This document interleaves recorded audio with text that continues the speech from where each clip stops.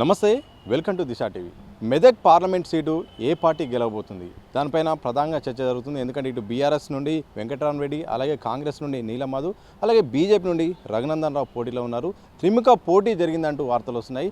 BRS గెలిచే సీట్లలో ఒక మెదక్ సీటే అంటూ కూడా ప్రధానంగా ప్రచారం జరిగింది. ఇందులో నిజమెంత, మరి కాంగ్రెస్ పార్టీ ఎలాంటి ముందడుగు వేసింది, మరిన్ని విషయాలు తెలుసుకుందాం. మనతో పాటు కాంగ్రెస్ నేత చక్రధర్ గౌడ్ గారు ఉన్నారు. మెదక్ పార్లమెంట్ ఎన్నిక పోలింగు విధానం సరళి ఎలా జరిగింది, మీ అంచనా ఏంటి? ఫస్ట్ సిద్దిపేట సెగ్మెంట్ వరకు వస్తే, సిద్దిపేటలో హరీష్ రావు ఏదైతే ప్రతిసారి రిగ్గింగ్ చేస్తాడో దాన్ని అరికట్టగలిగినాం. ఫస్ట్ ఆఫ్ ఆల్ అక్కడే సక్సెస్ అయినాం. ఈ 2 లక్షల రుణమాఫీ ఏదైతే సీఎం గారు 15 ఆగస్టుకి చేస్తా అన్నారో ప్రజలు దాన్ని యాక్సెప్ట్ చేశారు. ఎస్, ఈయనతోటి అవుతుంది అని. ఖచ్చితంగా మెదక్ నీలమ్మదే గెలుస్తుండు. ఇక బీఆర్ఎస్ థర్డ్ పొజిషన్ మీరు అంటున్నారు, వాళ్ళు గెలిచేది ఒకటే సీట్ అని. అది గెలవరండి.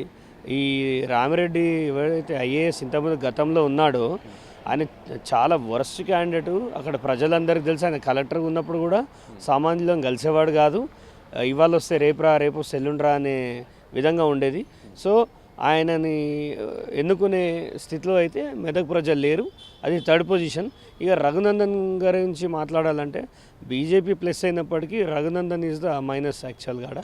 ఆయన గతంలో దుబ్బాకల్నే అంత దారుణంగా ఓడిపోయినాడు. ఇప్పుడు మోడీ ముఖం పెట్టుకొని వస్తా అంటే జనం సిద్ధంగా లేరు. ప్రజలకి దేవుడితో పాటు పనులు కావాలి, పని కల్పించేవాడు కావాలి, పథకాలు కావాలి. వాళ్ళు డే టు డే యాక్టివిటీస్లో లోకల్లో ఉన్న గవర్నెన్సే చాలా ఇంపార్టెంట్. కాబట్టి కాంగ్రెస్ వైపు మొగ్గు చూపారు. దాదాపుగా మేము ఒక 55,000 మెజారిటీతో గెలుస్తున్నాం అనేది మా అంచనా.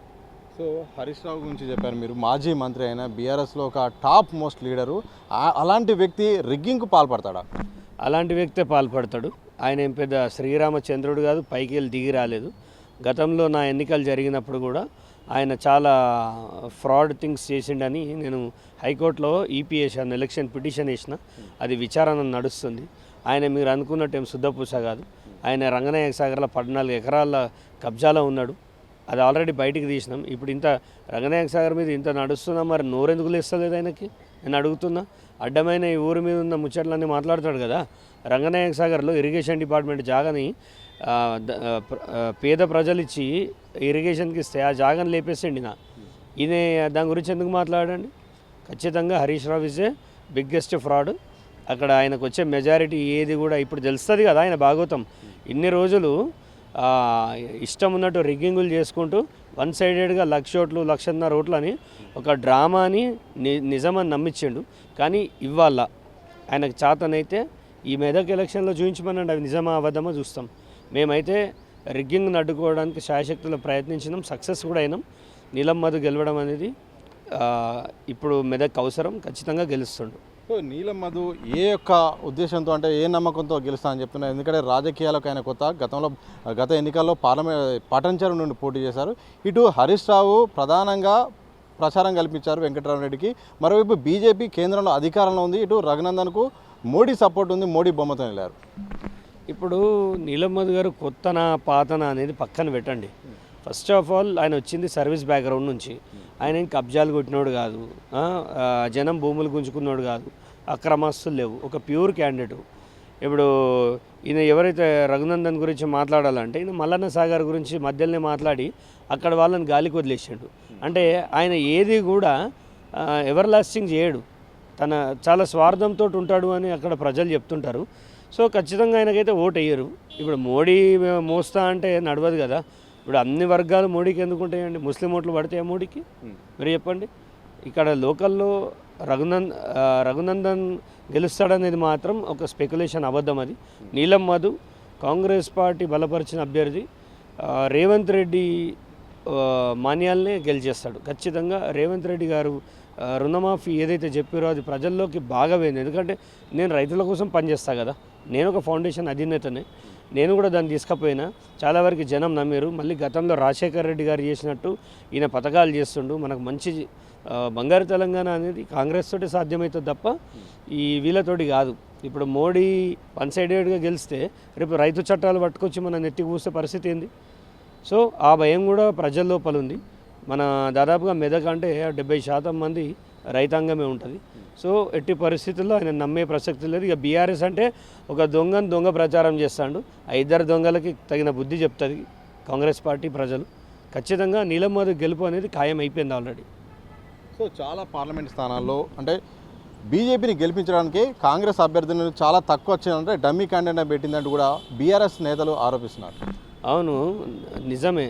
ఈ బీజేపీని గెలిపినికి బీఆర్ఎస్ డమ్మిగాళ్ళు అయిపోయారు. వాళ్ళు వర్డ్ సరిగా మాట్లాడలే కానీ బీఆర్ఎస్ఏ డమ్మిగాళ్ళు.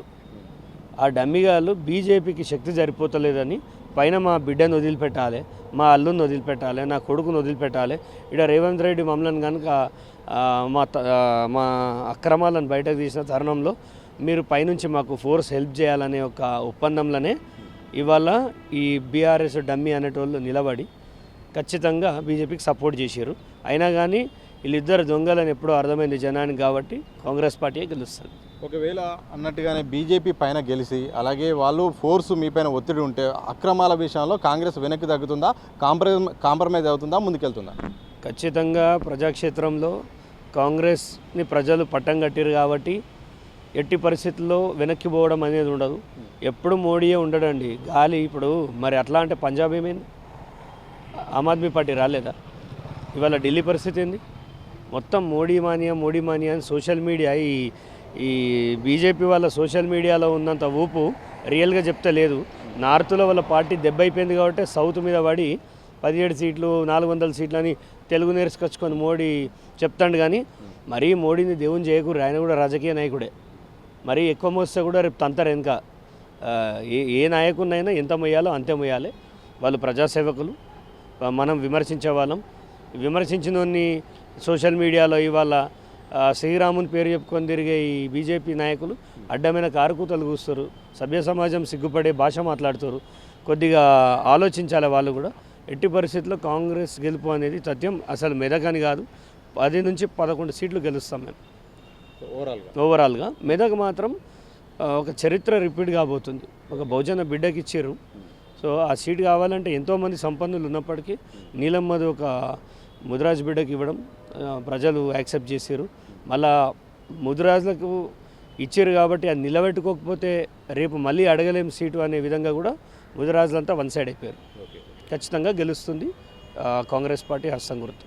థ్యాంక్ యూ మొత్తంగా మెదక్ పార్లమెంటు స్థానం మాత్రం కాంగ్రెస్ పార్టీ గెలవబోతుంది. నీలం మధు అక్కడ ఎంపీగా బరిలోకి నిలబడున్నారు, ఎంపీ కానున్నారు. ఇక చరిత్ర నిలబడనుంది. హరీష్ రావు ఎన్ని ప్రయత్నాలు చేసినా, బీజేపీ ఎంత ప్రచారం చేసినా మోడీ బొమ్మ మాత్రం ఇక్కడ మెదక్లో కనిపించడం లేదు. నీలం మధు మాత్రం గెలవబోతున్నారని కూడా చక్రధర్ గౌడ్ గారు కాంగ్రెస్ నేత చెప్తున్న సందర్భం చూడొచ్చు. కెనపర్సన్ సంతోష్తో సతీష్, దిశా టీవీ, హైదరాబాద్.